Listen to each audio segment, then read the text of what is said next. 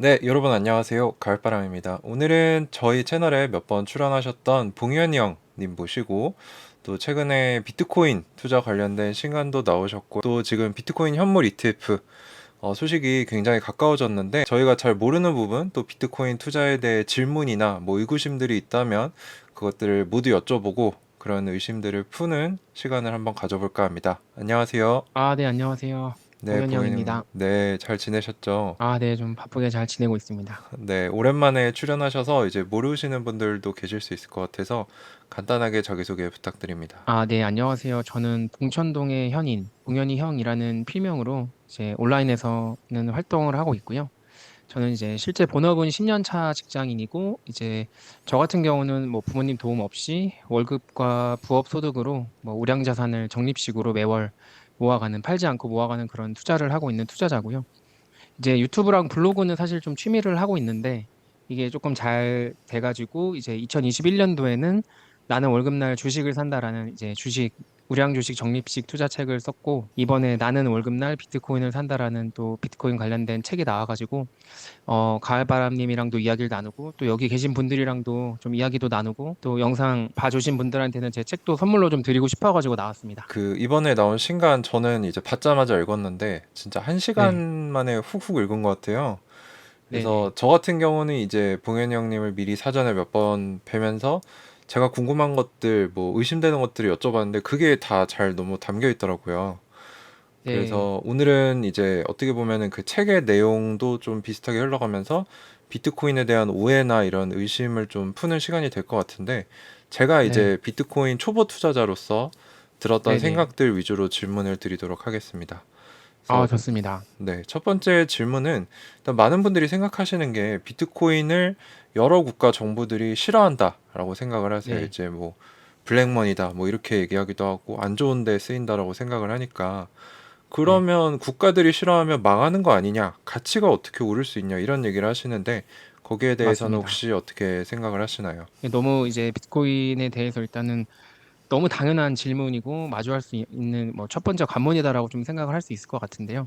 좀 관찰을 잘 해보신 분들은 좀 아실 텐데 일단 기본적으로 정부 입장에서는 정부가 통제할 수 없는 비트코인을 싫어하는 건 너무나 당연합니다. 음, 그래서 이제 과거에는 그런 없애려는 시도를 뭐 국가 차원에서든 뭐 아니면 언론을 통해서든 여러 가지 시도를 많이 했는데 지금 비트코인이 탄생한 지 뭐 거의 10년이 넘어서 지금 한 음, 15년 가까이 됐거든요. 그래서 그게 이제 없애고 싶어도 없앨 수 없다라는 게 이미 사실 증명이 된 상태고 지금 이제 2024년 1월 이 시점에는 뭐 음, 오히려 이제 이 비트코인을 배척하기보다는 차라리 포용을 먼저 하자는 쪽으로 지금 움직임이 많이 보이고 있는 상태고요. 음, 그 잘 아시다시피 이제 미국이라는 금융시장이 가장 큰 그 나라에서 이제 비트코인 현물 ETF가 승인을 지금 앞두고 있고요. 아마 뭐 이번 주 안으로 빠르면 1월 10일 수요일 저녁에도 이제 승인이 날 수 있다라는 지금 뭐 거의 뭐 확정적인 정황 증거상 확정적인 어떤 상황으로 흘러가고 있고요. 이제 미국 사실 외에도 이번에 아르헨티나에서는 그 말레이라는 후보가 당선이 됐는데 뭐 그 사람은 이미 후보 시절부터 비트코인에 대해서 우호적이라는 거를 계속해서 이야기를 했었고 또 국가 단위로 비트코인을 채굴하겠다라는 이야기도 공약으로 내세웠었고 음, 그 외에도 또 이제 뭐 인도네시아도 올해 대선이 있거든요. 음, 사람들이 잘 몰라서 그런데 거기 대선도 있는데 거기 유력 후보도 이제 비트코인에 대해서 굉장히 우호적인 입장을 갖고 있는 걸로 지금 알려져 있고 그래서 지금 사실 비트코인이라는 자산은 정부가 통제할 수 없기 때문에 모든 음, 국가가 다 반대를 해야지 사실은 정상인 상황인데 이게 그렇지 못하다는 게 증명이 되면서 하나둘씩 배신을 해 가는 상태고 그 상황에서는 이제 어떤 나라든 먼저 선점하는 게 유리하니까 올해부터는 아마 분위기가 경쟁적으로 먼저 자산으로 인정하면서 그 음, 자기 국가 안에 더 많은 비트코인을 이제 보유하려는 움직임으로 지금 계속 나타나고 있다라고 보시면 될 것 같고요. 앞으로 음, 그리고 미국 현물 ETF 이후에도 이런 움직임이 계속 연달아 이어질 거고요. 그 이제 시작이 이제 아마 이번 올해 1월 초에 예정되어 있는 미국 현물 ETF지 않을까. 그래서 그 정부가 싫어하는데 가치가 상승할 수 있냐 또는 망하지 않을까 이런 의구심은 이제 뭐 없어졌다라고 보시는 게 사실은 좀 맞습니다. 답변해 주신 거 기반으로 제가 생각을 해보면 그냥 네네. 아직 그 비트코인을 잘 모르시는 분들 업데이트가 안 돼 있다 이렇게 좀 생각을 해볼 수 있을 것 같고요. 맞습니다. 다음 질문은 이제 뭐 윤리적인 이런 도덕적인 부분인데 아무래도 네, 불법이나 어두운 세계, 뭐 이제 제가 봤던 거는 그런 좋지 않은 비즈니스를 하는 사람들이 보통 돈을 받을 때 네, 비트코인을 보내라 이런 걸 제가 몇 번 봤거든요. 그러면 이게 어떻게 보면 좀 네, 도덕성에서 벗어나는 게 아니냐, 이런 자산에 네, 투자해도 네. 되는 거냐라는 말이 좀 나올 수 있는데, 그거에 그럼요. 대해서는 어떻게 생각을 좀 하시나요? 우선 비트코인이라는 자산이 최초에 이제 불법에 자주 활용됐던 건 사실 맞거든요. 그거는 음, 뭐 팩트로 나와 있으니까. 하지만 실제로 오늘 기준으로는 불법에 더 많이 쓰이는 거는 사실 비트코인이 아니라 전통적인 화폐거든요. 음, 그러니까 5만 원권이나 또는 달러 100달러짜리 지폐가 압도적으로 음, 그 어떤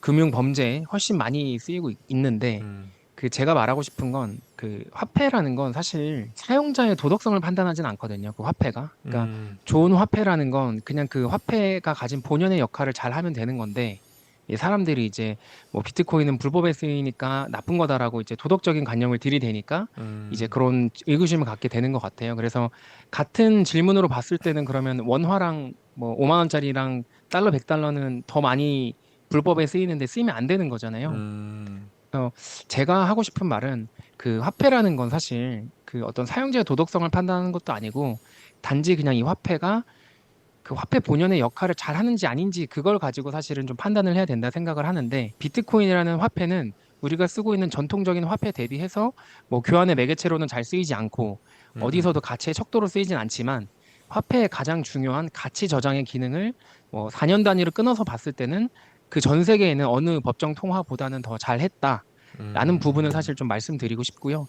이제 그 불법이라는 거는 사실 이 어떤 특정 화폐나 자산과 무관하게 사실 사람 사이에서 발생하는 것들이거든요. 음, 그래서 그 어떤 범죄의 영역은 사실 사법 쪽에서 처리를 할 문제지 그게 이제 비트코인이 없어지면 사실 그렇다고 해서 그 모든 범죄가 없어지는 것도 아니잖아요. 비트코인이 음, 없었을 때도 사기는 있었고 뭐 살인이 있었고 뭐 더 큰 범죄도 많았고 금융 사기도 있었고 반대로 비트코인이 없어진다고 해서 그럼 그 세상의 모든 범죄가 없어지는 것도 아니잖아요. 음, 그런 부분을 이제 사람들이 당연히 도덕적인 관념이나 정의감에 이제 당연히 그런 부분을 주장할 수 있지만 조금 더 객관적으로 보시고 이 비트코인이라는 자산 또는 화폐가 그 역할을 제대로 하고 있는지를 먼저 보는 게 더 음. 중요할 것 같아요. 제가 봤을 때는.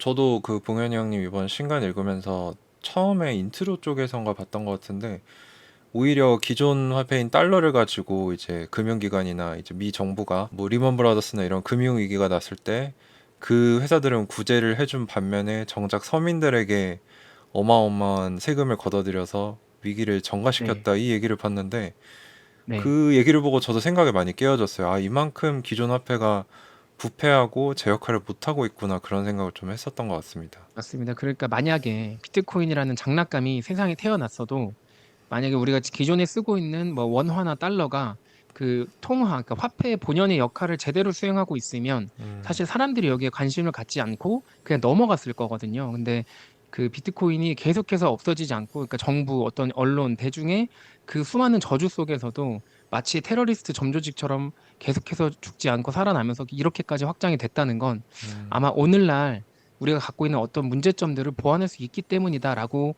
이제는 조금 합리적으로 생각하시는 게 음. 좋을 것 같다. 이렇게 말씀드리고 싶어요. 다음 질문은 이제 뭐 제 주변에도 이 채굴기를 돌리셨던 분들이 좀 계세요. 근데 그 이미지를 떠올려 네. 보면 뭐 시골에 좀 안 보이는 그런 가건물 같은 데서 엄청나게 전력 맞습니다. 많이 끌어와서 약간 어둡게 채굴하는 이런 걸 떠올리면서, 그러면 네. 이거 전기 도둑 아니냐, 전기 낭비하는 것 같다라고 생각을 하는데, 네. 이런 게 진짜 전력 낭비나 환경 파괴를 가져오는 건 아닌가요? 그 대부분의 이제 많은 사람들이 갖고 있는 오해가 차라리 그 비트코인 채굴하는데 지금 음, 전기도 모자르고 전기 요금도 비싼데 차라리 그런 데를 더 생산적인 데 써야지 어떻게 그런 데 이제 전력을 낭비하냐 이렇게 말씀하시는데 음, 그게 이제 사실은 어떤 상황에서는 맞는 말일 수 있지만 또 어떤 상황에서는 이 비트코인 채굴이라는 산업이 어떤 현재 우리 자원의 최적화를 이뤄낼 수 있는 어떤 퍼즐이 될 수도 있거든요. 음, 그러니까 이걸 좀 더 쉽게 얘기해 보면 이 전기 산업만의 독특한 특징이 있어요. 그러니까 네, 대부분의 제조업들은 이 평균 수요에 그 생산량이 맞춰 있어가지고 뭐 수요가 부족할 때는 더 생산해서 재고를 비축하고 이제 뭐 음, 수요가 많을 때는 그때 재고 쌓아놓은 걸 팔아가지고 어쨌든 매 월마다 그 수요에 대응을 하는데 전기 같은 경우는 기본적으로 생산량, 그러니까 공급량이 그 최대 수요에 항상 맞춰져 있거든요. 왜냐하면 음, 전기는 블랙아웃이 되는 순간 나라가 멈추잖아요. 그쵸, 그러다 그쵸. 보니까 전기라는 건 항상 생산의 여유분이 남습니다. 특정 피크 지점, 그러니까 뭐 한여름 또는 한겨울 두 군데를 빼면은 기본적으로 1년에 한 10달 정도는 그 캐파 대비해서 더 생산할 수 있는 여력이 있거든요. 그럼 이럴 때는 사실 그 전기가 남는 전기가 있기 때문에 그걸 가지고 채굴을 할 수도 있고요. 더 중요하게 말씀드리고 싶은 건 이제 실제로 지금 우리가 계속해서 친환경 에너지, 뭐 재생 에너지, 뭐 아리백 이런 캠페인 같은 걸 하면서 이제 태양광이나 뭐 풍력 같은 걸로 이제 전력 생산을 해서 이제 환경 파괴를 좀 줄이자 이런 움직임이 되게 많이 있잖아요. 근데 그런 이제 풍력이나 태양광 같은 경우에 최대 단점이 뭐냐면 전력 생산의 유연성이 떨어진다는 게 최대 단점이거든요. 그러니까 그쵸. 일조량이 좋을 때는 전기가 많이 생산이 되는데 바람이 많이 불 때는 전기가 많이 생산이 되는데 그러지 않았을 때는 사실은 그게 이제 생산이 안 되다 보니까 그 전력 공급의 유연성이 떨어지면서 그 친환경 에너지로 채굴하는 회사들의 수익성이 계속 악화가 되고 있어요. 근데 만약에 뭐 풍력이든 태양광이든 이게 전기가 많이 남을 때 그 남는 전기로 비트코인을 채굴을 해서 그 채굴하는 회사가 이걸 시장에다 비트코인을 내다 팔면 영업 측면에서 어떤 적자를 많이 할 수도 있고 그래서 그런 친환경 발전이 계속해서 더 확장이 될 수도 있고요. 실제로 비트코인 채굴 협회라는 그 미국의 한 기관 같은 게 있는데 네네. 이제 거기 조사에 따르면 실제로 지금 2023년 정도 기준으로는 전 세계 비트코인 채굴의 한 60% 정도에서 50% 정도가 이미 그런 재생 에너지, 그러니까 남는 전기로 이미 그 채굴을 하고 있다라고 지금 밝혀져 있고요. 네, 그래서 이제 말씀드리고 싶은 건 앞으로 만약에 이런 재생 에너지 같은 것들이 더 확장이 되려면 그 회사의 수익성이 개선이 돼야 되는데 그걸 보완해 줄 수 있는 산업이 바로 비트코인 채굴 산업이 될 수 있다. 그래서 이게 어떤 과거의 어떤 상황에서 이제 말씀하신 대로 그런 모자른 상황에서 그 전기를 가지고 비트코인을 채굴하는 건 낭비지만 그렇지 않은 상황. 뭐 예를 들면 지금 제주도에서도 그 풍력이랑 태양광이 너무 발전량이 많아가지고 아예 그 발전을 중단하는 그 횟수가 1년에 한 거의 100회 가까이 되거든요. 오. 이제 만약에 그렇게 남는 시간대, 그러니까 바람이 남는 때 아니면 태양 에너지가 남을 때 그걸 가지고 비트코인을 채굴을 해가지고 만약 시장에 팔면 그 적자를 메꿀 수가 있다는 거죠.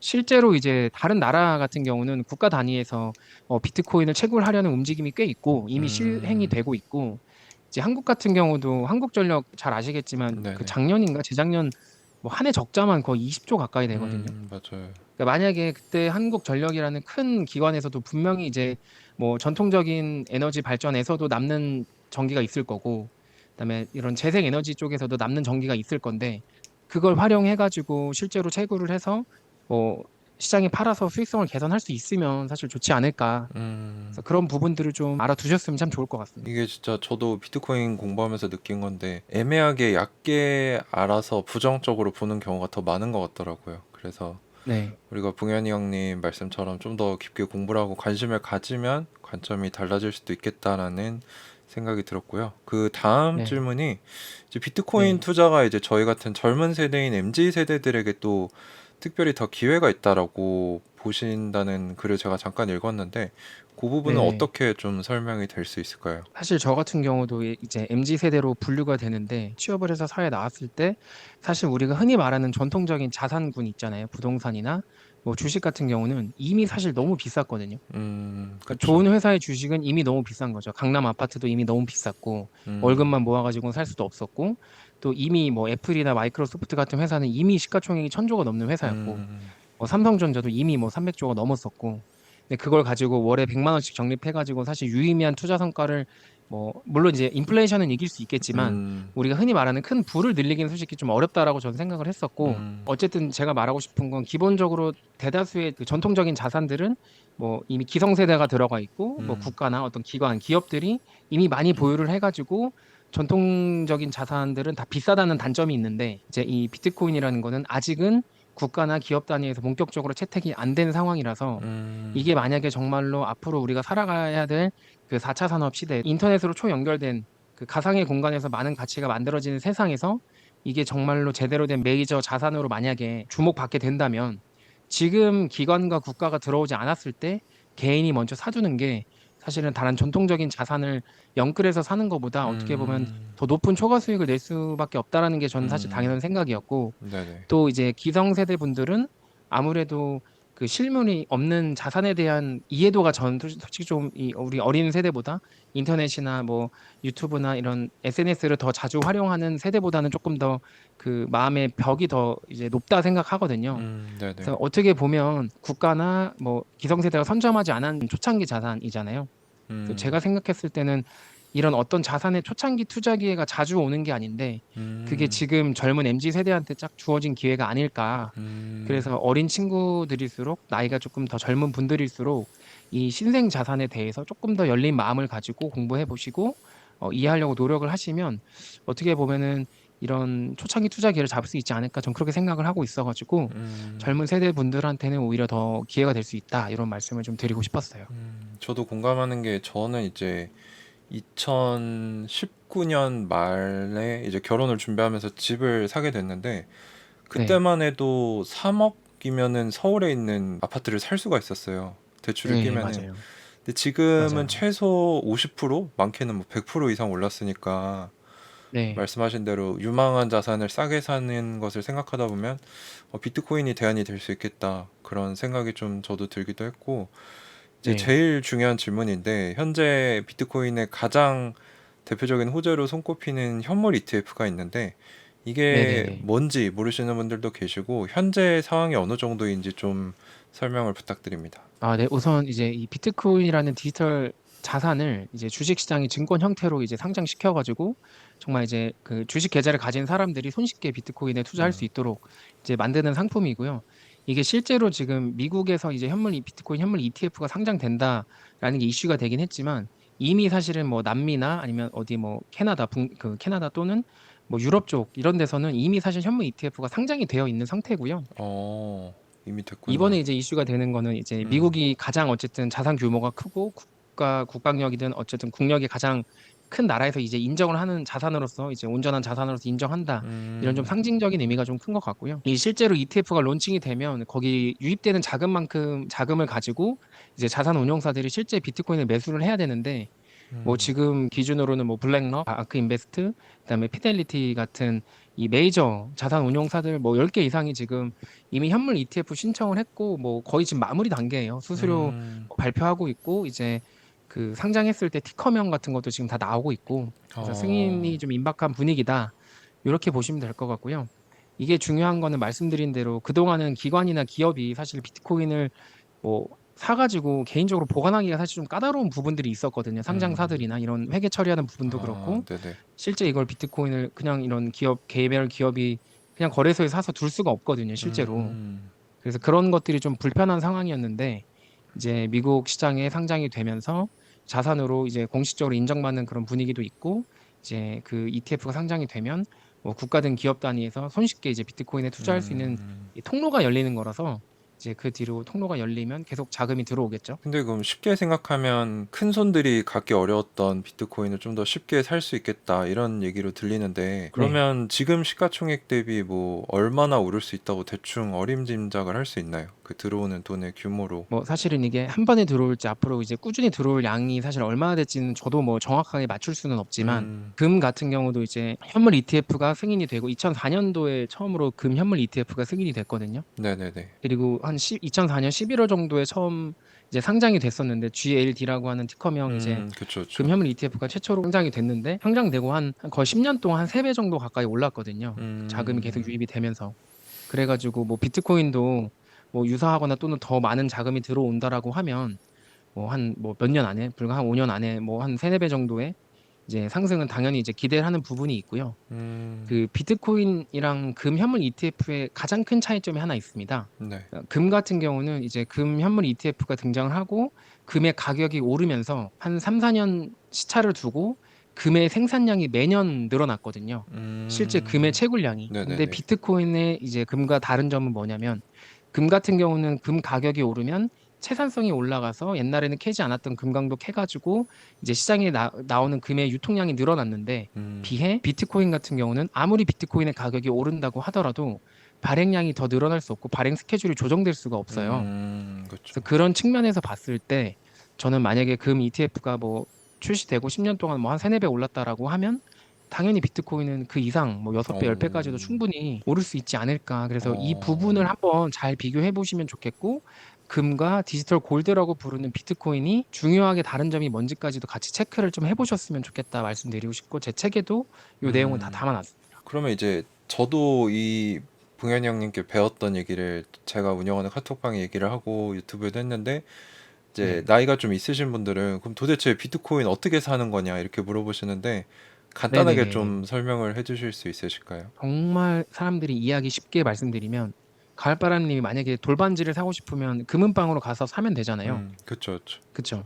예, 똑같습니다. 그래서 비트코인을 사고 싶으면 비트코인을 거래할 수 있는 국내 거래소가 있거든요. 음. 그래서 그 거래소에 가입을 해서 계좌를 만들고 돈을 보내서 거기서 비트코인을 사시면 되고요. 제가 사실 드리고 싶은 중요한 말은, 사실 비트코인은 사는 건 정말 쉬워요. 그냥 거래소에 음. 가서 돈을 넣고 그 돈으로 비트코인을 사면 돼요. 근데 음. 비트코인을 사는 것보다 사실 보관하는 게 더 어렵거든요. 음. 그러니까 가을바람님께서 예를 들어서 금을 사셨어요. 금 돌반지를. 네네. 샀으면 그 돌반지를 갖고 집에 와서 금고에 넣어야 되잖아요. 근데 대부분의 비트코인 투자자 또는 암호화폐에 투자하시는 분들은 그렇게 비트코인을 사고 그 비트코인은 그냥 그 거래소에 두고 영수증만 음. 가지고 집에 오는 경우가 많아요. 대부분이에요. 아. 이해하셨죠? 네네네. 네, 그래서 이제 비트코인은 사는 건 정말 쉬워요. 그냥 거래소에 돈을 맡기고 살면 되고, 그 다음에 이제 비트코인을 보관하는 게 어려운데, 그거는 이제 천천히 조금 우선 비트코인을 사는 것부터 한번 이해를 해보시고, 그 다음에 음. 비트코인 보관하는 거 배우셨으면 좋겠다, 이런 말씀을 꼭 드리고 싶고요. 그 과거에 혹시 FTX 거래소 망했었던, 혹시 그거 기억하시나요? 테러나 네네. 뭐 사태 그때 전후로 해가지고 음. 미국에서 뭐 거의 1, 2등 하던 암호화폐 거래소가 망했었는데, 음. 이제 그게 사실 왜 망했었냐면, 되게 쉽게 말하면 이거예요. 사람들이 금은방에서 금을 사고 금은 주인한테 맡기고 영수증만 갖고 이제 집으로 간 거예요. 음. 그런데 이제 알고 보니까 그 금은방 주인이 사람들이 맡긴 그 금을 가지고 자기가 멋대로 사용했던 거죠. 부동산도 사고 그냥 뭐 자기 뭐 다른 데 투자도 음. 하고. 근데 그러다가 이제 사람들이 갑자기 눈치를 채고, 야, 내 금덩이 내놔라고 이제 영수증을 갖고 갔더니 그 음. 사람이, 미안, 나 다 썼어. 이래서 파산을 한 거거든요. 뱅크런이 발생을 음. 해가지고. 네네네. 그래서 그때도 사람들이 되게 오해를 많이 했어요. 그래서 제가 말했던 게, 금은방이 망한 거지 금이 없어진 게 아니다. 비트코인이 없어진 게 어. 아니다. 그쵸, 그래서 그쵸. 비트코인을 그때도 사야 된다라고 저는 계속 강력하게 주장을 했었고, 음. 네, 그때 이제 그런 말을 하면 이제 굉장히 악플이 많이 달렸었어요. 그쵸, 그쵸. 비트코인이 2천만 원까지, 아마 음. 가을바람님 공감하실 거예요. 아이온큐 막 5불까지 떨어졌을 때 그쵸, 그쵸. 얼마나 억울하셨겠어요. 이거 진짜 좋은 네. 건데 사람들이 가격이 떨어졌다는 이유만으로 그 가치가 떨어졌다고 오해를 하니까, 음. 제가 드리고 싶은 말씀은, 비트코인을 사는 건 정말 쉽고 그냥 쉽게 비트코인을 사시고 그 산 비트코인을 잘 보관하는 걸 조금 더 열심히 공부해 보시면 좋을 음. 것 같고, 그게 어려우시다면 제 뭐 유튜브에 오시거나 뭐 제가 블로그에 오시면 제가 같이 공부하고 알려드릴 수 있으니까, 음. 네, 그렇게 좀 하시면 좋겠다, 이 말씀을 드리고 싶었어요. 그리고 저도 이제 사람들이 잘 모르는 양자 컴퓨터라는 걸 다루다 보니까 많은 분들이 네, 그 공부 도대체 어떻게 해야 되냐 이런 얘기를 많이 하셔서 저도 네네. 비트코인 공부를 제가 직접 해보고 싶은데 어디서 좀 정보를 네. 얻으면 좋을까요? 사실 이게 진짜 어려운 게, 완전 신생 자산이다 보니까 사람마다 주장하는 것도 너무 다르고, 음. 또 막 이렇게 이제 공부를 하다가 또 이제 다른 게 더 좋아 보여가지고 다른 길로 새는 경우가 사실 많거든요. 음. 그리고 제가 생각했을 때 정말로 우리나라에 정말 초보자가 정말 상식적인 언어로, 블록체인 업계 사람이 아니라 저처럼 일반 회사원의 언어로 풀어낸 입문서가 없다고 생각해가지고, 음. 제가 사실 이번에 그런 역할을 한번 해보고 싶어가지고 나는 월급날 비트코인을 산다, 이 책을 쓴 것도 있어서, 음. 저는 솔직히 제 책을 통해서 먼저 음. 이제 음. 이 산업에 대해서 공부를 하시는 걸 추천을 드리고 싶고요. 음. 그 이후에 이제 비트코인 말고도 여러 가지 암호화폐가 있잖아요. 네네. 전 주식에서도 똑같이 얘기를 했었는데, 시가총액이 가장 높은 것부터 이제 아래로 공부를 해라, 음. 이렇게 말씀을 드렸었었는데, 주식 같은 경우도. 그쵸, 그쵸, 그래서 그쵸. 전 세계 기준으로 시가총액이 가장 높은 애플부터 투자를 시작해서 탑 음. 다운으로 내려와라. 그러면서 이제 우량주 주식부터 먼저 모으고, 추후에 금융 이 시장이나 자산에 대한 이해도가 높아졌을 때 이제 아이온큐나 뭐 팔란티어나 그쵸, 그쵸. 테슬라나 비트코인이나 이런 성장성이 높은 것들에 투자하는 게 맞다라는 전 철학을 갖고 있었고요. 음. 그래서 뭐 비트코인을 공부하시고 싶다라고 하시는 분이 계시면, 저는 제 책을 통해서 먼저 접근하시면 좋을 것 같고, 그 방향성을 다 제가 제시를 해놨고, 음. 뭐 그게 아니라면 일단은 시가총액이 높은 비트코인부터 투자를 하면서 공부를 하시면서 좀 이렇게 확장을 해 나가는 방법이 좋을 것 같다, 이 말씀을 좀 드리고 싶어요.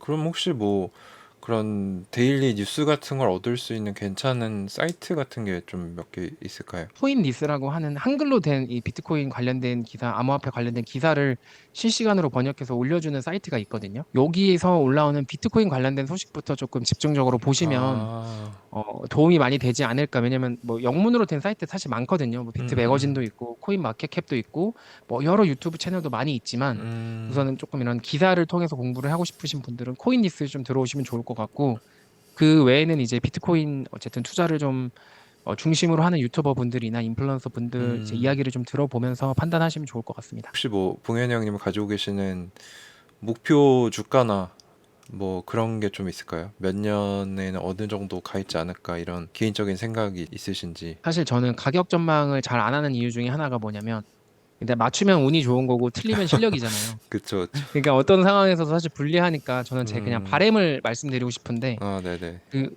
저는 항상 이제 금의 가치 저장의 역할과 비트코인의 비교를 많이 하거든요. 음, 그러니까 우리가 지금 흔히 말하는 인류 역사상 5천 년 동안 가장 긴 시간 동안 가치 저장의 수단 역할을 했던 그 골드 있잖아요. 네네. 그 골드의 시가총액이 지금 뭐 대략 애플의 한 4배 정도 되거든요. 오, 네네네. 뭐 한 1.2경 정도 돼요. 1경 음, 정도가 된다고 칠게요.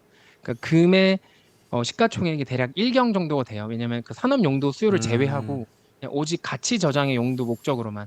그러니까 중앙은행에 누워 있는 금의 그 시가총액이 대략 1경이 돼요. 음. 그리고 오늘 기준으로 비트코인의 시가총액이 대략 1200조로 금의 10% 정도를 차지하거든요. 되게 적네요, 생각보다. 네, 그러니까 사실은 금이 지난 5천 년 동안 쌓아왔고 그거의 10%를 비트코인이 지금 대략 10년 정도 안에 따라잡은 거잖아요. 그쵸, 그쵸. 저는 근데 그 나머지 90%를 따라잡는데 10년이 채 안 걸릴 거다라고 저는 사실 생각을 하고 있고요. 음, 10년 안에 그 나머지 90%를 다 따라잡으면 비트코인의 시가총액이 뭐 한 1경이 넘을 텐데, 그럼 음, 지금 가격이 한 10배가 된다는 말이잖아요. 화폐 가치 어, 하락이 10년 동안 없다라는 가정하에. 그러면은 대략적으로 비트코인이 저는 10년 안에 한 6억 정도는 현재 화폐 가치 기준으로는 갈 수 있다라고 오, 이제 생각과 바램을 하고 있고요. 음, 이게 왜냐면 여러 가지 상황에서 금보다 더 좋은 특징들을 많이 갖고 있거든요. 음, 그래서 실제로 조회만 해보면 아시겠지만 그 골드라는 그 전통적인 인플레이션 해지 수단은 비트코인이 출현한 이후에는 지난 10년 동안은 아예 인플레이션 해지를 못했어요. 그렇군요. 그러니까 서울 아파트가 3배 올랐을 동안 금이 3배 올라야 사실 인플레이션 해지를 한 거잖아요. 그쵸, 그쵸. 근데 지난 10년 동안 금 가격은 아마 뭐 대략 한 50% 정도? 그 정도밖에 안 올랐거든요. 음, 그래서 실제로 시장은 더 나은 가치 저장 수단으로 비트코인을 이미 선택했고 어, 그걸 수치를 통해서 확인할 수 있다라고 저는 강하게 좀 주장을 하고 싶고, 음, 왜냐면 시장은 단기적으로는 비이성적이고 과열이 될 수 있지만 음, 장기적으로는 여기만큼 냉정하고 차갑고 음. 정확한 평가를 하는 곳이 없거든요. 시장이 원래 항상 맞습니다. 그 네. 가격의 접점이 장기간으로 봤을 때 맞잖아요. 음, 그래서 지금 현 시점에 금의 시가총액과 비트코인의 시가총액을 한번 비교해 보시고 그럼 앞으로 향후에 어떻게 될지까지도 한번 전망을 해 보신다면 1차적인 제 목표는 10년 안에 비트코인이 지금 가격보다 음, 10배는 오르는 건데, 보통 미국이나 뭐 한국이나 일본 같은 금융 선진국 기준으로 1년에 CPI 말고 실제 인플레이션이 한 8% 정도 된다라고 일단 추정이 음, 되거든요. 네네. 실제 우리가 오르는 물가를 따졌을 때. 네. 그러면 거의 뭐 10년이면은 뭐 한 2배 정도의 반토막이 화폐 가치가 나는 건데, 음, 그러면 이제 10년 뒤를 계산을 해보면 10배 오르고 화폐 가치가 반이 되면 2배니까 20배 정도 생각해 볼 수 있다. 어, 좀 긍정적으로는 저는 그렇게 보고 있고요. 어떤 리스크가 좀 현재 있는 낮은 자산들 중에 그 제가 말하는 리스크가 낮다는 건 이제 뭐 주식, 부동산 음, 음, 또는 뭐 원자재, 암호화폐 이것 중에 시가총액이 가장 높은 게 그 자산군에서는 어쨌든 리스크가 가장 낮은 거잖아요. 그쵸, 그쵸. 근데 상방이 가장 높은 거는 사실은 비트코인이 되지 않을까. 음, 저는 그런 식으로 좀 생각을 하고 있어서 그게 약간 어, 목표 가격이자 바램이 섞여 있는, 그쵸, 네, 그쵸. 그런 상황입니다. 원래 큰 수익을 장기적으로 내는 사람들은 일찍 그 합리적인 상상력을 펼쳐서 돈을 미래에 태워놓는 거잖아요. 그 네네. 얘기를 그 주식농부 박영옥 님도 아, 말씀하셨더라고요. 네네네. 네네. 그래서 그런 부분에서 참 저랑 투자관이 많이 비슷하시다. 그 종목은 아, 다르지만 그런 생각이 아, 많이 그럼요. 들고, 네, 사실 6억이라고 하면 저는 사실 감이 좀 안 오는데 뭐 저도 아이언큐 10배를 보고 있으니까 비슷한 네. 느낌이라고 생각이 듭니다. 네. 이제 뭐 저희가 대략적인 내용은 거의 다 나눴는데 상세한 네네네. 거는 이제 봉현이 형님 신간 나는 월급날 비트코인을 산다 꼭 한번 사서 읽어보세요. 저도 이제 1시간 만에 독파를 했는데 제가 머릿속에 이제 단편적으로 갖고 있었던 이런 오해나 잘못된 생각들을 지우고 뭔가 일관된 통찰이 좀 생기게 된 것 같습니다. 그래서 굉장히 좋은 입문서. 또 제가 추천드리고 싶은 게 만약에 내가 투자하고 싶은데 배우자가 원하지 않는다. 그럼 이 책을 보여주시면 좋습니다. 그리고 이제 마지막으로 이제 봉현이 형님 마치기 전에 시청자분들에게 하고 싶은 네. 말씀이 있으실까요? 우선 이게 사실 짧은 시간 동안 제 모든 생각을 말씀드리긴 어렵지만 한 가지 음, 꼭 말씀드리고 싶었던 게 그 인류 사회에서 높은 시장 가치를 오래 유지하는 자산은 현재 그 사회의 사람들이 겪는 불편함을 해소해 준다는 공통점이 있거든요. 그렇죠, 그래서 그렇죠. 지금 시가총액이 높은 뭐 애플, 마소, 테슬라, 삼성전자 같은 그런 좋은 자산들은 당연히 우리의 삶에 편의성을 제공해주고 효익을 제공해주고 생산성을 높여줬잖아요. 음, 근데 비트코인이 오늘 기준으로 1,200조짜리 자산이 되었는데 네네. 이 실제로 금융 선진국에 있는 한국 사람들은 잘 느끼지 못하지만 전 세계 곳곳에서 정말 많은 사람들한테 어떤 가치를 만들어내고 있어요. 그래서 뭐 첫 번째로는 은행 계좌가 아예 없는 정말 가난한 나라 사람들한테 저축수단이 되기도 하고요. 음, 또 이 비트코인을 뭐 빠르게 송금을 해가지고 그걸 로컬 통화로 바꿔가지고 정말 낮은 수수료로 환전을 가능하게, 송금을 가능하게, 음, 해외 송금을 가능하게 해주고 있고요, 실제로. 또 그 외에도 어떤 정부나 어떤 특정 그 정치 세력에 의해서 탄압받는 개인이 그런 어떤 국가라는 거대 권력을 상대로 빼앗기지 않을 수 있는 그런 어떤 개인의 재산권을 지킬 수 있는 그런 역할도 음, 해주고 있고요.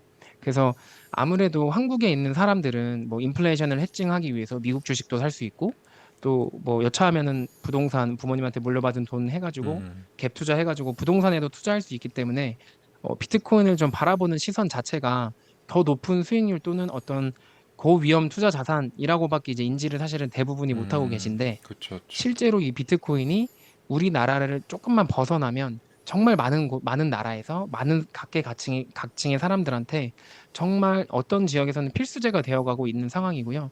그 지구가 지금 초연결되어 있고 이 지구촌이라는 게 우리 모두가 다 같이 살아가는 세상이다라고 한다면 음, 저는 항상 제 투자 철학이 앞으로 10년 동안 전 세계 80억 인구한테 수요가 지속되고 공급이 제한적인 자산을 사야 된다. 음, 저는 그런 생각을 갖고 있고 그런 자산을 사서 미래의 나에게 가치 훼손 없이 전송해야 된다. 이런 철학을 갖고 있거든요. 그렇죠, 그래서 그렇죠. 그 어떤 제 투자 철학에 비춰봤을 때 비트코인이라는 자산이 정말 그거에 딱 부합하는 오늘날의 신생 자산이고 그래서 저는 솔직히 정말 똑똑하고 열심히 사는 우리 한국 사람들이 비트코인에 대한 오해와 편견이 너무 많아가지고 애초에 이거를 투자 대상으로도 보지 않는 분들이 너무나 많고 실제로 저도 그걸 너무 많이 마주했는데 그렇죠, 그렇죠. 이 자산에 대해서 지금 이 정도쯤 됐을 때는 정말 올바르게 바라볼 수 있는 그 어떤 가이드가 되고 싶어서 제가 그 음, 책을 썼고 우리나라 사람들이 정말 좋은 자산에 잘 투자해서 전 다 같이 잘 됐으면 좋겠다. 음, 아이언큐와 마찬가지로 그런 생각이라서 뭐 여러분들께서도 기존에 갖고 편견이 만약에 있으셨던 분들도 제가 그 책을 정말 정말 초보자 분들도 그다음에 블록체인에 관한 지식이나 배경 지식이 아예 없어도 읽을 수 있도록 그 열심히 썼으니까 한번 봐주셨으면 좋겠고요. 신생자산 초창기 투자 기회를 허무하게 놓치지 않으셨으면 좋겠다. 예, 음. 그런 바람을 조금 담았습니다. 네, 그리고 이 봉현이 형님께서 특별히 저희한테 선물로 5권을 증정해 주시기로 해서 이 영상 댓글로 이 책을 받고 싶으신 분은 저는 어떤 이유로 이 책을 받고 싶습니다. 뭐 이렇게 간단하게 댓글을 남겨주시고 그 끝에 이메일 주소 같이 남겨주시면 제가 5분 추첨해서 책을 이제 보내드리도록 하겠습니다. 네, 오늘 바쁘신 가운데도 이렇게 시간 내주셔서 너무 감사하고요. 저희 네네. 또 봉현이 형님 다음번에 또 좋은 자리 모시고 좋은 얘기 나눠보도록 하겠습니다. 감사합니다. 네, 네. 감사합니다.